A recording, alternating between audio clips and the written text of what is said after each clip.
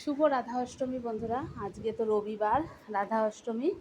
সকলকে রাধা অষ্টমীর অনেক অনেক শুভেচ্ছা। আর এখানে আমিও বাড়িতে, আমার মেয়েও বাড়িতে, এখানে পড়াশোনা চলছে।